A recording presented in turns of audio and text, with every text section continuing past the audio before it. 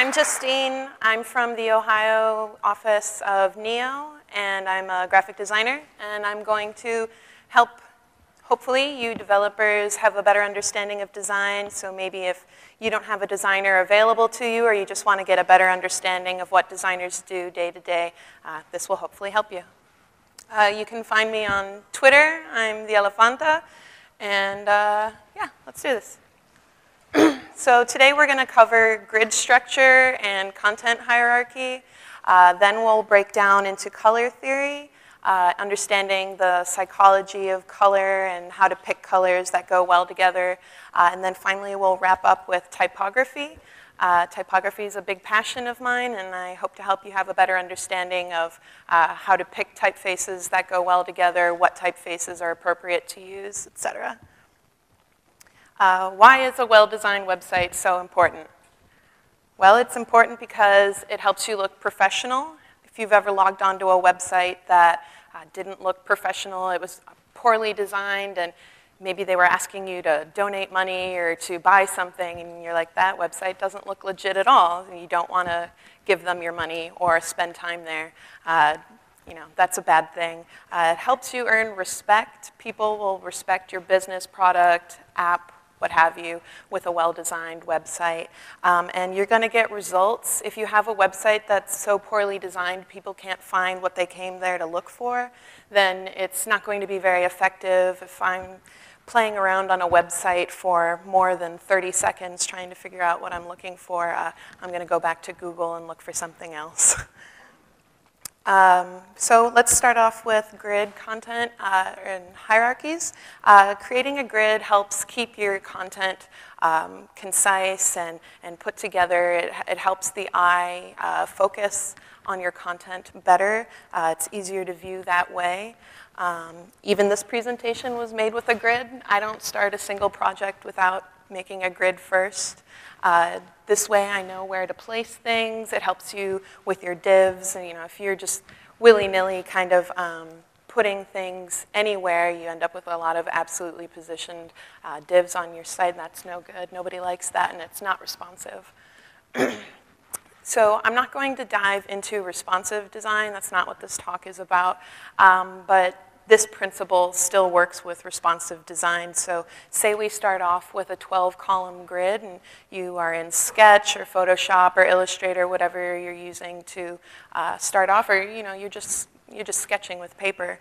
Start off with a 12-column grid, and this can be broken down into an entire group of 12 columns, or you can do 4 columns of 3, 3 columns of 4, and so forth. You get it. So once you start off with the grid, there's many different ways you can slice and dice and start breaking up those columns into content. So for example, say I go ahead and take my 12-column grid, and I break it up into this. What can I do with this? I can do this. So I always try and tell people, don't try to reinvent the web. People browsing the internet are used to looking for things on certain parts of the site, and you know, logo, top left-hand corner, navigation across the top. You can have image and features, further subcopy, and a footer. So this is one way where you can take that 12-column grid and go ahead and split it up and use it for what you need. I'm a big fan of not trying to be different, or you know, I first started designing, I was like, oh, everything on the web looks the same, and I didn't like that, so I would start putting things in weird places, and nobody could find anything, it turned out. So I just went ahead, bit the bullet, and said, all right, don't reinvent the web. So that's brief. That's probably the briefest part of this talk. I think many of you maybe are using Bootstrap, and Bootstrap kind of helps you put that together, but now we're going to dive into colors, because I think colors are something that a lot of developers or people who are not as comfortable with design struggle with. A lot of the developers I work with always ask me to make something look pretty. That's not my job. My job is to make direct decisions based off of important thinking, and so I'm going to help you with that. So let's start with color theory. The colors you design with are more than just the colors you like. I love blue. I also love black, but that doesn't mean that it's appropriate for my website. So you need to think about what colors are relevant to the message you're trying to convey, whether or not you are selling something or you have an app or what have you. The color choices should definitely be relevant. This is called a color wheel, and the color wheel is all of the spectrum colors put together. And when you see them like this, you see colors side by side and how those colors play together. And then on the bottom of the color wheel, you have the neutral tones, black, brown, gray, and white. So there's been a lot of psychology studies done on how colors affect your mind and your emotions and your feelings. And big brands like McDonald's and I'm only thinking of Bancomer or something like Santander, those institutions, those big brands pay design studios a lot of money to determine how their logo looks, what color it is, why, and there's a reason. So, for example, say you're painting your bedroom. You can't figure out what color you want to paint it. Well, you could turn to the color wheel and look for the psychology. Say you want to wake up alert and refreshed and at peace, so maybe you paint your bedroom yellow. It makes you happy. Yellow also makes you hungry. So McDonald's, it's no coincidence, McDonald's is yellow and red. There's a reason for that. Also, notice banks are oftentimes green or blue branded. Green stands for currency and money. Blue stands for trustworthiness, loyalty. So that's a reason for that. Also, I should say that these color psychologies and color connotations apply to Western culture and not like Asia, and those are cultural differences, but for here, these are pretty much true.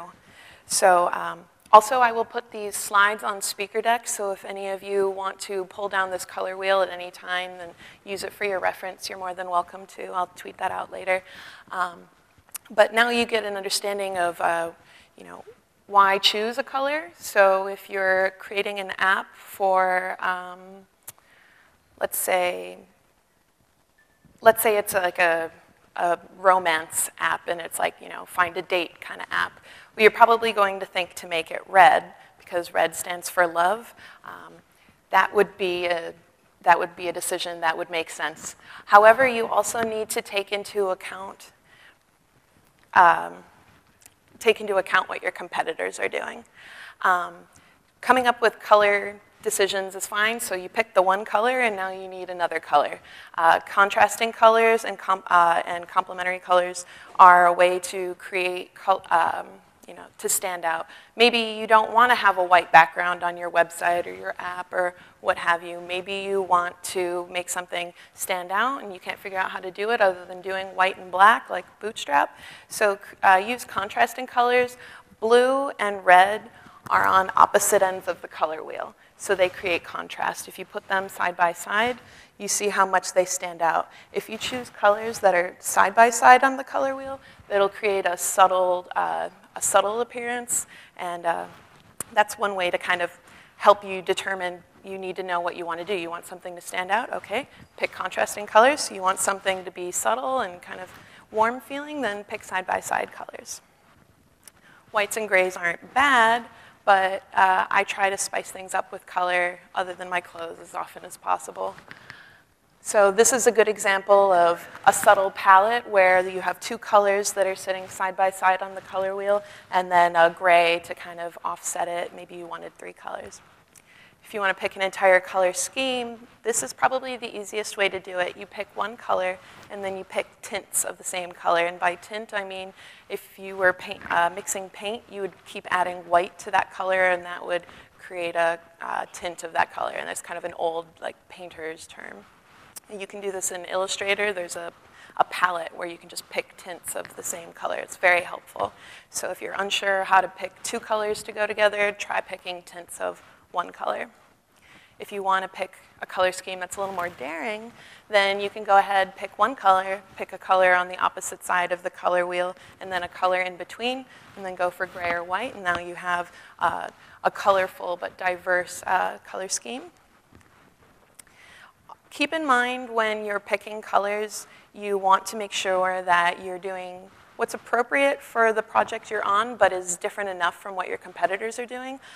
When I'm given a project that I need to give a brand or identity to, I always do my research first. I see who else is out in the market and how do they look, what are they doing.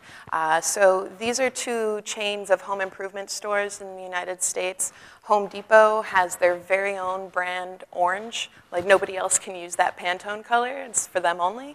And then Lowe's is blue. And although they're doing the same things, they sell the same items, they're completely different because they want people to know which store they're in. They want people to recognize their brands separately. So, typography, my favorite part.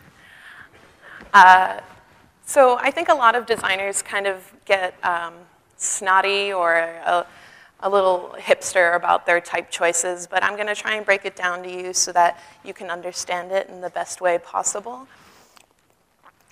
We're going to go over some basics. Serifs and sans serifs. Serifs have the little feet at the end. See, the R has cute little feet. And then sans serifs, sans feet. It's a good way to remember it. I just say feet and no feet. Serifs are more traditional, they're easier to read, and they're great for big blocks of copy. So there's been psychological studies done that says that when you're reading a novel, you can read quicker and understand it better if it's written in serif. So you'll notice most of your books are not written in Helvetica, they're written probably in Times New Roman or something like that. Sans serifs are modern. They make a bold statement, and they're great for headlines. So oftentimes you have like a big 40-pixel headline, and you're using a bold, like maybe Helvetica New or something like that. They're great for that. So to pick typefaces that go well together, you're going to want to choose typefaces that are all in the same family. So for example, DIN. DIN is a web font. There's DIN, DIN Bold Condensed, DIN Regular, and they were all designed by the same person, the same type foundry, so they will always go well together. If you choose that avenue, you want to find a typeface maybe on myfonts.com, Font Squirrel. Pick a typeface that has many different varieties of the same face, so italic, regular, bold, and then you have all of the ones in between. Like when I'm choosing a typeface to design something, I like the kind of typeface that comes with like 15 varieties. That way I have a lot of options. If you're feeling daring and you want to maybe choose two typefaces that are not related, you choose a typeface that has things in common. So for example, you can choose a typeface that comes with serif and sans serif. This is Lucida, and Lucida comes in both serif and sans serif, and they were designed again by the same studio, and they go really well together. Then if you want to choose two completely different typefaces that were not designed by the same type foundry, this is Adele and Gotham, and they have similar X heights, and what an X height is if you take a lowercase letter X and draw a line, that's the height of the typeface. So if you choose things like similar X heights and widths, then those will go well together.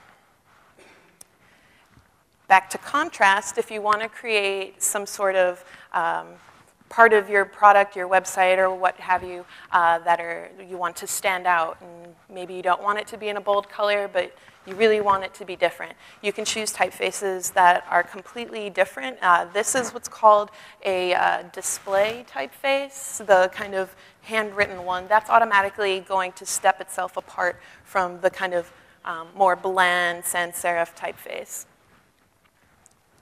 If you're looking for good web fonts, these are the websites I use on a daily basis. Myfonts.com is probably my favorite. It's expensive, but you can also get the TTF and then the web font all in one place, which I find to be very helpful. Typekit, I'm sure you all know of. Typekit sometimes gives me problems, though, if I'm putting something on Heroku. Typekit and Heroku kind of don't play very well together. And then fontsquirrel.com.